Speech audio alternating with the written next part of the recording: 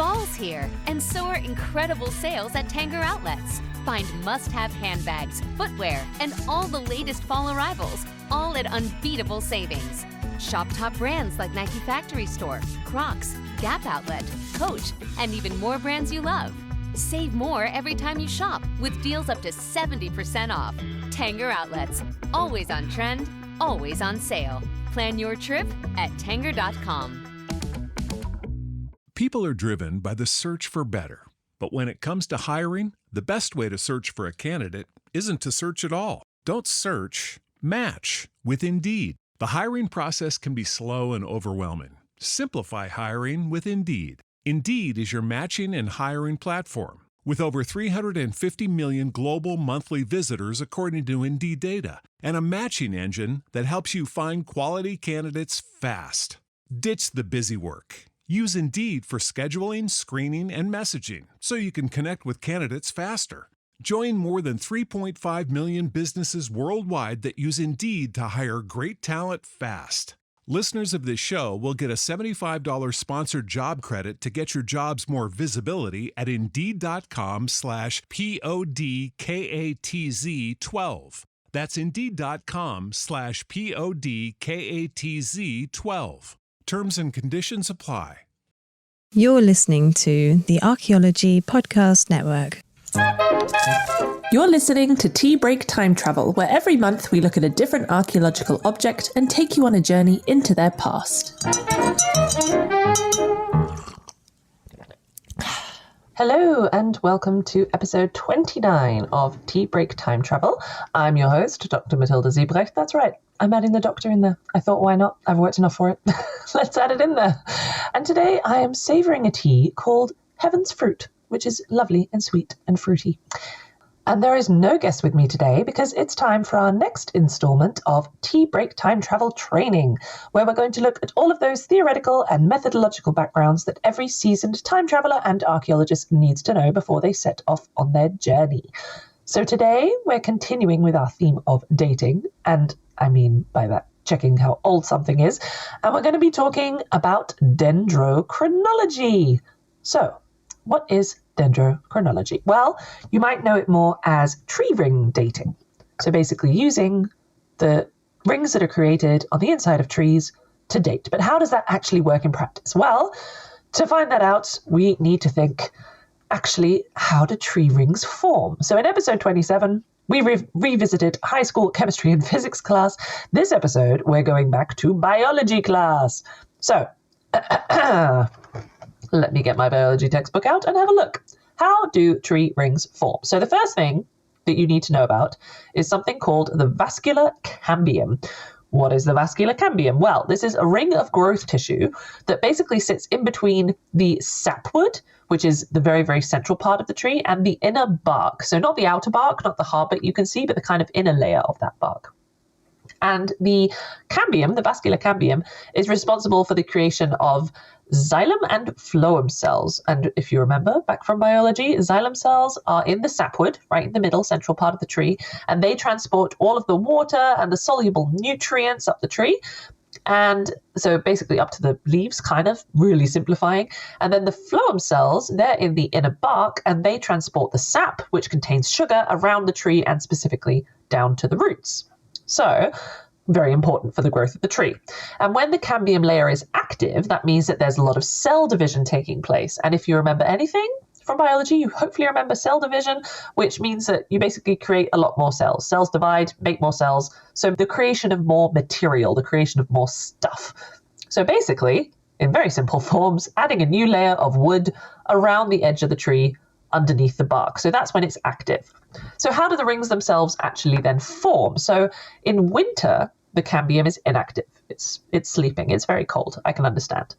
But in spring, things start to warm up a bit, and you get a real sudden spurt of activity in the cambium layer, and this leads to a relatively quick growth of new cells, lots and lots of cell division going on.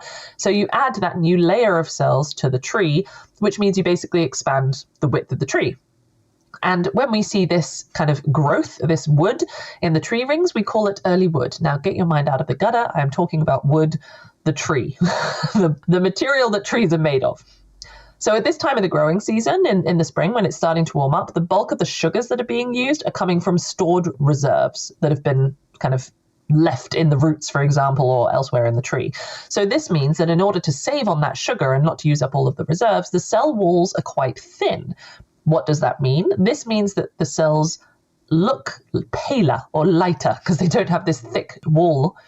So that means that the wood that is created is also a lot lighter. However, in the summer, towards the end of the summer especially, the leaves of the tree are completely formed, photosynthesis is in full swing, creates lots and lots of sugars.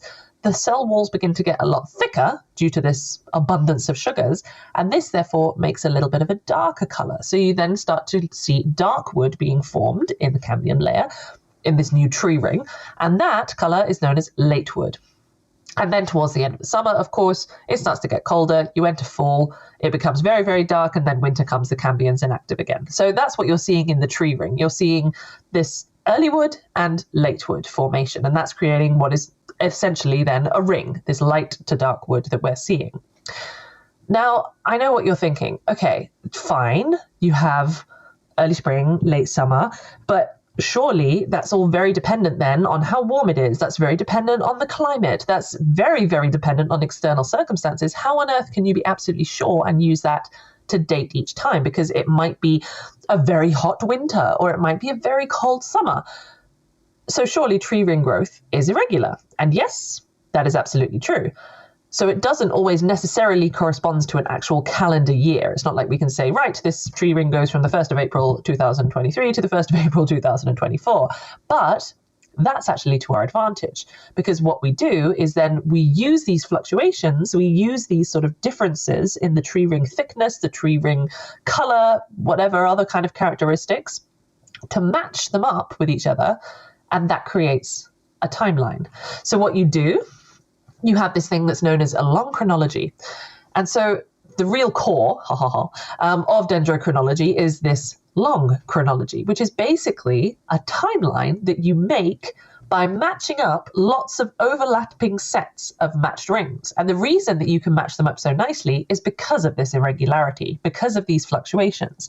So you can see, for example, on this tree, let's say, I don't know, from 1990 to 1995, you can see this particular pattern of tree rings. Then you have another tree, which is maybe from 1992 to 1999. And you can find that exact same pattern in the tree rings because it was in the same environment. You can find that same pattern in the tree rings, so you can match them up, but then you have an overlap. Then you have another level that you can see, another step, shall we say, in the timeline. So then you find another tree that's even older or younger, and you can use that. And this is basically the long chronology. It's loads and loads of steps of overlapping tree rings that you can go back hundreds, thousands even of years. So that's basically what dendrochronology is.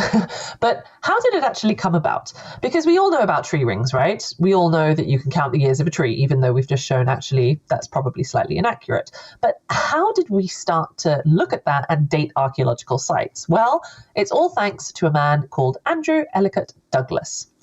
And Andrew Ellicott Douglas was an astronomer, and he became interested in the cycle of sunspots and to see whether these kind of solar cycles had any kind of effect on the environmental conditions of Earth, so whether they caused big environmental issues such as drought, etc. But something that he soon noticed when he wanted to look at this, and he wanted to look at the history then of these environmental conditions, he realized that, of course, he didn't have access to past weather reports from, hundreds or even thousands of years ago. So he didn't know how to look at those different fluctuations and to correlate that with solar activity in the past. But then he had an idea. Previous scientists have shown already that this kind of tree ring growth happens on an annual basis and can be affected by environmental fluctuations of some sort. So therefore, maybe by looking at the pine trees that grew in this sort of local area that he was interested in, maybe you looked at the pattern of their growth layers and you can see through that a kind of record of things like droughts or very wet periods that stretched back for centuries. And you could use this record in place of the weather record. So you could kind of infer a different environmental activity based on the pattern of the growth layers, aka the tree rings. And it turned out you absolutely could. So he was very happy with this result. He went on, he wrote about it, he presented it. And during one of these presentations at a conference, there were some archaeologists in the audience who were having trouble dating, as in finding out how old, their prehistoric site was. They were trying to do it through kind of typologies, through all sorts of other ways, but they were really struggling to be able to work out a nice, accurate way of dating exactly how old these sites were. So then they saw this really interesting study by Douglas. So somewhere between sort of 1910 to 1920, it's unsure exactly when the collaboration started, but Douglas began to collaborate with the American Museum of Natural History, in particular a man called Clark Whistler, who was an anthropologist, an archaeologist, and an ethnographer who, interestingly enough, slight side rabbit hole, was one of the first people to define an archaeological culture. So there you go. That's Clark Whistler. And so this collaboration was to see whether, using this kind of tree ring dating method, tree ring chronology that he'd created, he could accurately determine the age of prehistoric sites in the American Southwest.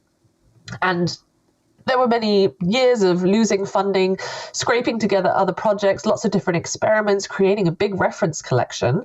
And it was found that actually, indeed, he could do these things, and he could give a relatively accurate date for these sites.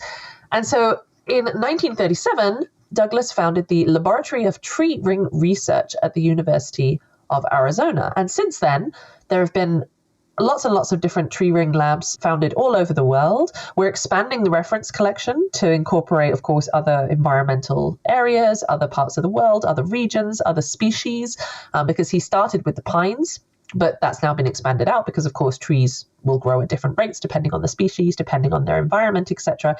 But actually, what I find really great is that this method that he had was just so accurate and also just so ridiculously simple, this kind of step system of just basically identifying patterns and matching them up in an overlapping step system, that first record, that sort of pine record that was created by Douglas back in the early 1900s is still used as a reference for dendrochronologists in that region today. So I think that that's pretty astounding. And actually, fun fact, you use dendrochronology quite a lot to calibrate, i.e. to sort of correct or double check the dates that you get using radiocarbon dating. So if you want to find out more about radiocarbon dating, make sure to check last month's training episode 27, for more information. So that's a kind of basic history and sort of all of how it works in terms of dendrochronology. So let's quickly top up our tea, and then we can get stuck into the details of how dendrochronology actually works in practice and, more importantly, what its issues are. Fall's here, and so are incredible sales at Tanger Outlets. Find must-have handbags, footwear, and all the latest fall arrivals, all at unbeatable savings. Shop top brands like Nike Factory Store, Crocs, Gap Outlet, Coach, and even more brands you love. Save more every time you shop with deals up to 70% off. Tanger Outlets, always on trend, always on sale. Plan your trip at Tanger.com. O'Reilly. You need parts? O'Reilly Auto Parts has parts. Need them fast? We've got fast. No matter what you need, we have thousands of professional parts people doing their part to make sure you have it. Product availability. Just one part that makes O'Reilly stand apart. The professional parts people. O'Reilly Auto Parts. Fall's here, and so are incredible sales at Tanger Outlets. Find must-have handbags, footwear, and all the latest fall arrivals, all at unbeatable savings. Shop top brands like Nike Factory Store, Crocs, Gap Outlet, Coach, and even more brands you love. Save more every time you shop with deals up to 70% off. Tanger Outlets, always on trend, always on sale. Plan your trip at Tanger.com. Welcome back, everyone. Hope you're enjoying that delicious cup of tea. So we've had a bit of an introduction to the kind of principles and the basics of dendrochronology, the history of dendrochronological research, but how does it actually work in practice? So basically, you take a cross-section of the tree or of the wood, artifact or object that you're trying to get the date of.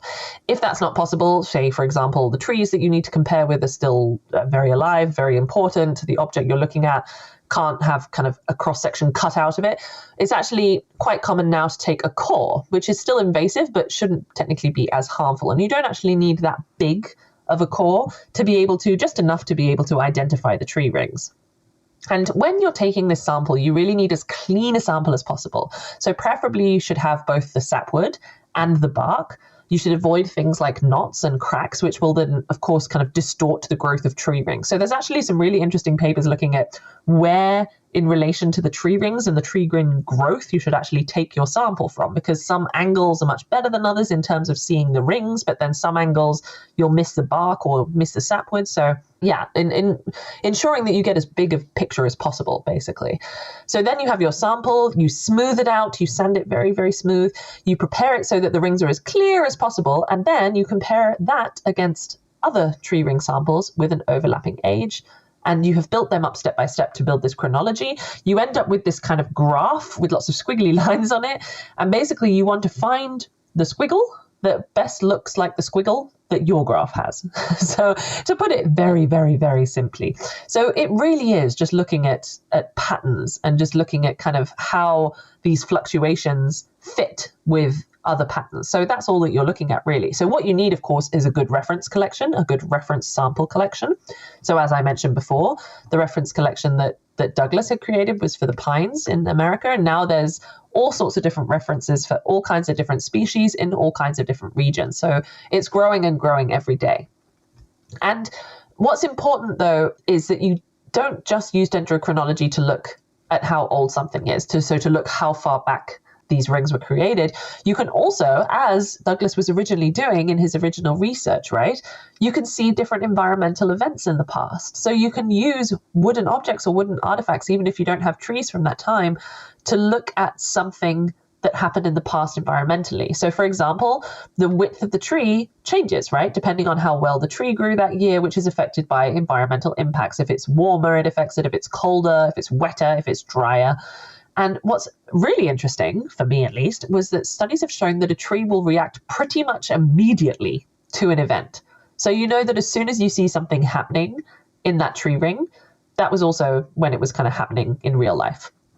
So I feel like I should talk more about dendrochronology in practice, but I mean, it's really weirdly simple. Like you literally you take a cross section or a core and you look at the tree rings and you match them up with other tree rings, and going back and back and back, you can see, okay, well, this wood was chopped down at this point.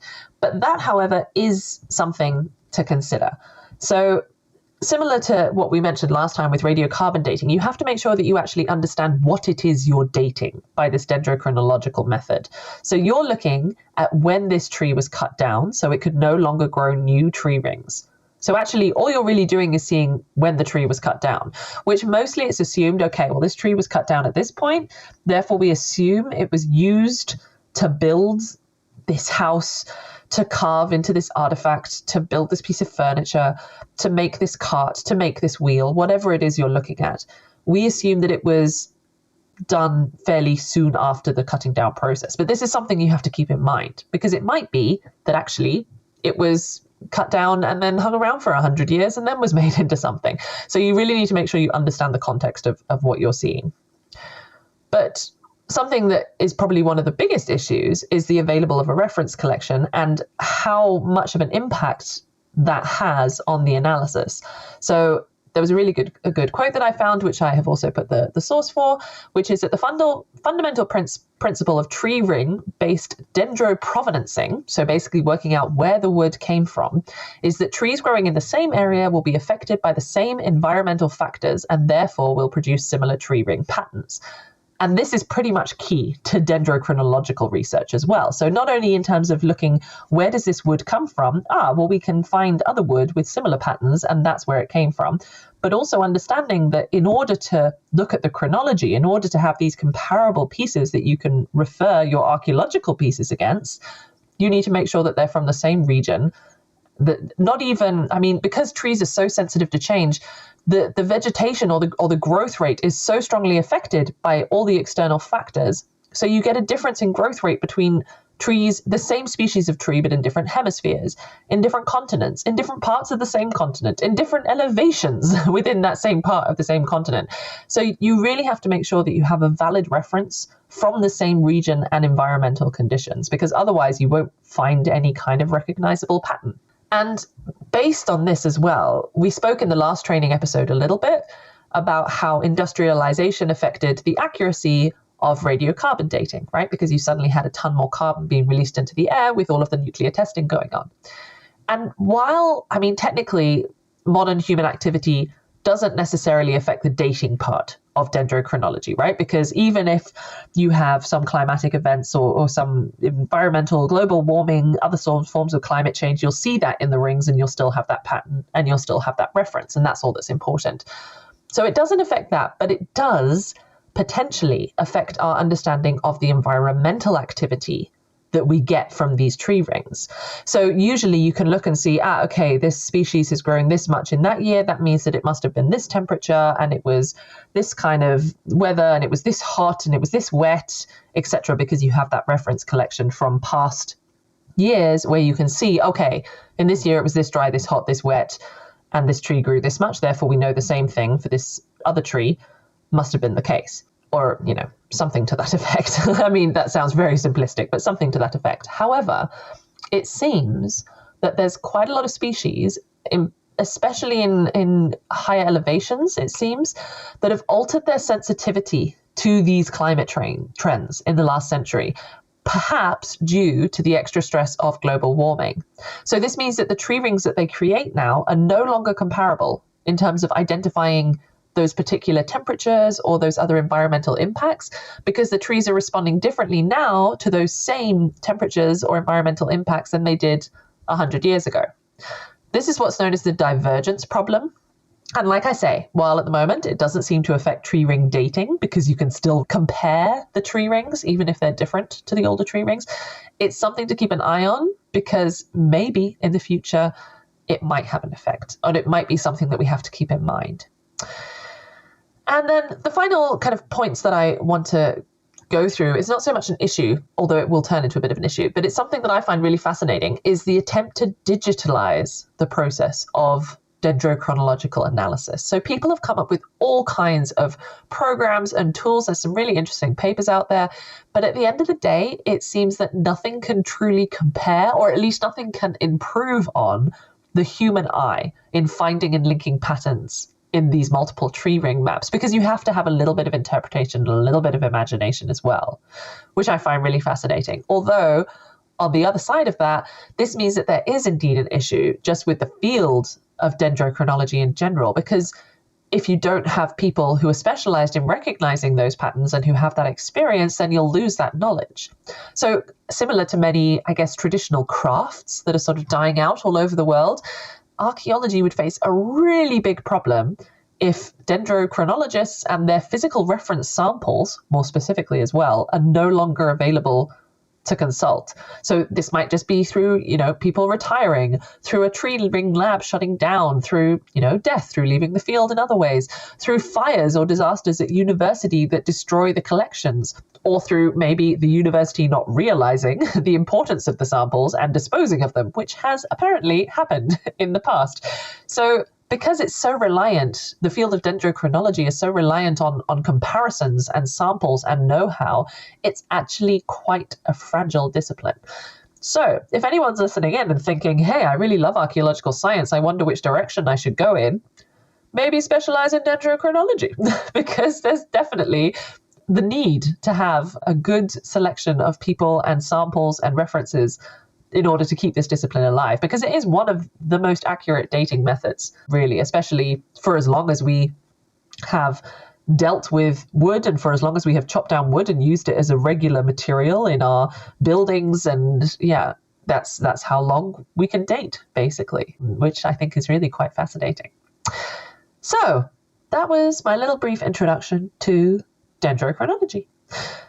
Hope you enjoyed it. Do keep an eye out for this month's guest episode, which will feature Raven Todd da Silva, and we'll look at the giant colossal heads from the Olmec culture. in Mesoamerica. So keep an eye out for that one in 2 weeks. I hope that you enjoyed our training session today. If you want to help support this show, please do like, subscribe, follow wherever you get your podcasts. And if you want to support all of the other amazing series that form the Archaeology Podcast Network, you can become a member. You will help us to create even more amazing content, and we'll also have exclusive access to ad-free episodes and bonus content.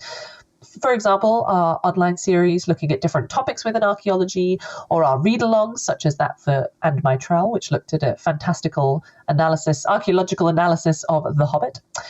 So for more information on membership or any other ways that you can support the APN, make sure to check out our homepage, archaeologypodcastnetwork.com. I hope that you enjoyed our journey today. If you did, make sure to like, follow, subscribe wherever you get your podcasts, and I'll see you next month for another episode of Tea Break Time Travel.